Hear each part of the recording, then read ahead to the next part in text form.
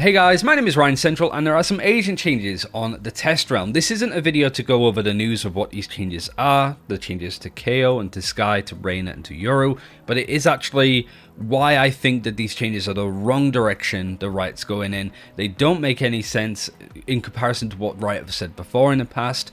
So these are the patch notes. If you've not read them already, I'll put them in the description, pause the video, read through the ones for the initiators especially, and we can kind of go from there. But I want to focus on Kayo in this video, because Kayo's a really interesting agent. He has a high skill ceiling with how utility's used, and he's a lot of fun to play. As somebody that is a Kayo one trick at the moment, this sort of change, this nerf, hits pretty close to home in a lot of aspects. So the general changes is there's two ways for a Kayo to flash.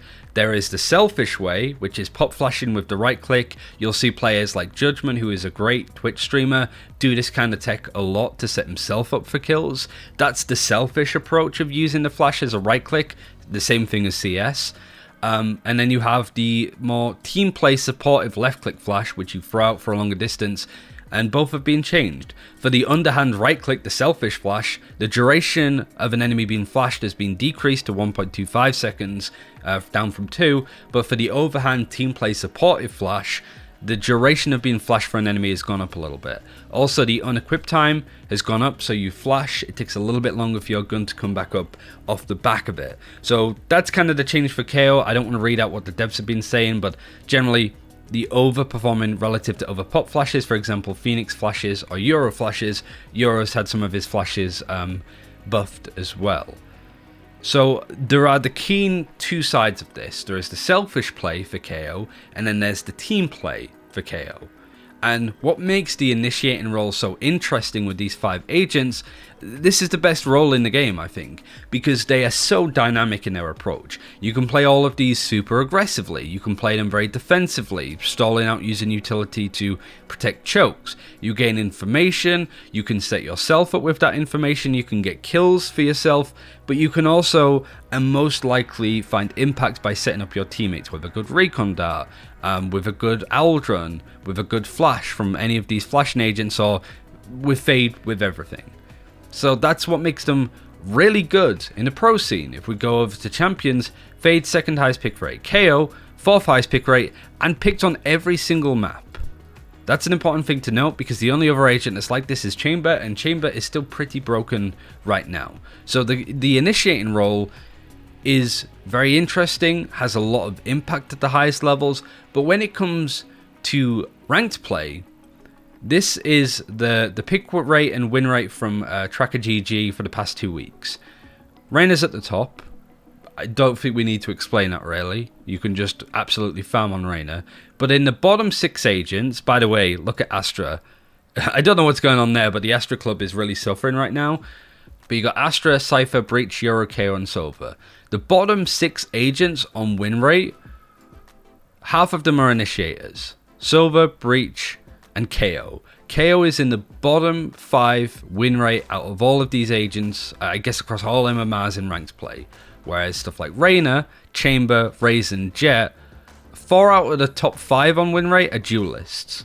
Now you could run this team of 5 agents here and still perform well in ranked, because the nuance of the game, having like flashes, team play, supportive play, that kind of stuff, isn't necessary. You could just go Chamber and farm the enemy and not really think about playing with your team, because you don't need to. These are all, for the most part, maybe not Sage, selfish agents. Fade is up there, but Fade is also incredibly, I wouldn't say broken right now, but she's pretty strong when it comes to like her prowlers and stuff like that. So this is one important thing to mention, is that the pick rate and win rate of Kayo in pro play is exceptional. He's one of the best agents because of his versatility on all 7 maps in the pool, with team play and also playing off his own stuff. But in ranked play, he's pretty atrocious. No other agent kind of has this kind of drop off at the top range. Chamber, really good in pro scene, really good here. That's not a good sign. Reyna, really high win rate in ranked play, one of the lowest in the pro scene, which makes sense. Reyna is a selfish agent. Her utility is meant to be selfish. So in team play, in coordinated team play, why would you have this when you can have a raise that has stuff like a boombot that can get information, or a paint shell that can clear off certain angles, or a showstopper that can just effectively win you rounds off of its own utility or how it's combined with other stuff? Hopefully that point is coming across, because this is something that the dev said in a State of the Agent article that came out literally a week ago. This came in from Dan Penguin Hardison, who gives us some really interesting tidbits on what these agents have been able to do overall. And the main ones are like Phoenix, third strongest agent in solo queue in the high MMRs. If we go over to what we just saw from Valorant Tracker, it's not up there, but it's pretty decent overall. So like him, Neon, doing relatively well in regards to that. Stuff like Brimstone, people think that he's too weak, but he has one of the highest win rates in ranked MMR. Isn't really true from the data that we're seeing, at least, but it's the devs saying that people think that Brimstone's not good, but he's actually performing a lot better than expected, which is worth considering. But on the subject of Kayo, high priority pick in pro play, which is exactly what we're seeing here. However, one of the weakest agents in ranked games across all MMRs, which lines up with this win rate of 38%. So remember the two things that I was saying before about like the selfish playstyle and the supportive playstyle. In the supportive playstyle with team performances in the pro scene at high level coordinated play, this is an area where Kayo absolutely performs on. This is why he is picked on all 7 maps in a pool, because his utility in the pro scene when it comes to playing supportively is great. You can have some impact playing selfishly, but more often than not you're going to be using the left click flashes because your teammates are going to be able to peek off of that and not get flashed themselves. And you have lineups and everybody knows what they're supposed to be doing. But in ranked play, where playing in a supportive playstyle is really difficult because you flash your teammates aren't communicating to you, you're probably not communicating to them in the same way that you would if you were playing in a team. It's those kind of areas where Kayo doesn't perform well. Selfishly, you can have a lot more impact if you look at people like Judgment, the streamer that's in Radiant, I think. He plays off of his own utility all the time, but that's still an area where Kayo's struggling with, but this area is pretty much non-existent when it comes to supportive play. So why on earth are the devs nerfing the selfish playstyle, which was the only area that maybe Kayo's were finding decent success in ranked play, but buffing the area of being supportive team play when that's already an area where Kayo is good on? I get and understand that this is the devs trying to really carve out the identities, the difference between an initiator and a duelist. They don't want Kayo to feel like a duelist. They don't want Skye to feel like a duelist when she used to, like this time last year, maybe even 2 years ago. Skye back then was incredibly strong, and she wasn't just an initiator. She could be played as a duelist as well.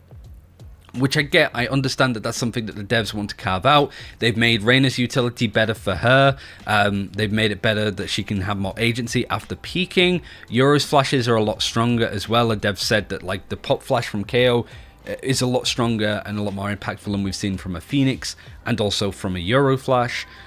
But this is just going to make me do this. So we're loading in onto Ascent. First teammate picks in Neon, because of course. Second teammate picks in Chamber, which I won't blame them for it. Then the next teammate picks a Raze. Somebody smart enough to go Omen. Now what I usually do is go Kayo. And this is like diamond level ranked games that I'm having. Like this is a common ranked queue. I'm sure most of you guys would like agree. Maybe even you just have some stupid stuff like this. Or somebody's actually going to be really interesting and put a Viper in there. I live for it. Like I like that kind of stuff. But the problem that I have is if I play Kayo here, I can support my teammates. I can use stuff. Where is he? I can use stuff like the 0 points to get information. I can flash in mid, which could allow my Raze to peek and get a kill. And also, if I'm stuck in a 1v2 playing off the back of Jenny, I can like pop flash this, maybe get a couple of kills and find impact there. But that area of play is no longer useful. Why would I play this agent when I could do this instead now? Because I can still have impactful utility for my team in the same way that all of these other agents can, but I can play off myself. And I am the only consistent thing that's going to be in my games. We're going to be on different maps. We're going to go to Breeze now and again. The teammates are obviously going to be different. Why would I play this agent on all of these different maps when the only consistent thing is going to be me, and the utility to support myself is made worse, but the utility that's there to support my team, who is different every single time, some are going to be more impactful than others, some are going to get tilted because I flashed them just a little bit once and it makes me want to unbind the left click altogether. Why have they made the inconsistent part of playing competitive harder for KO players? Because, to be honest, don't play KO anymore. I don't think there's any point. Play Sky instead, because these changes actually make a lot more sense. They're really good for setting up your team, but they're not effectively worse when it comes to setting up yourself. You can still kind of see that impact to an extent.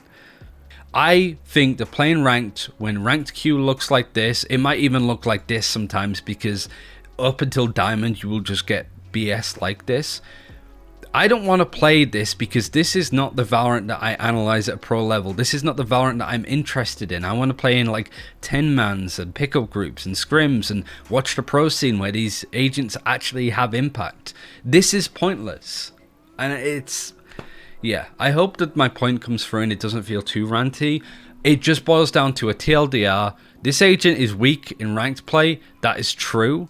This agent is a high priority pick in pro play. That is true. Why are they making this worse with the flashes and this better when it doesn't need to be better?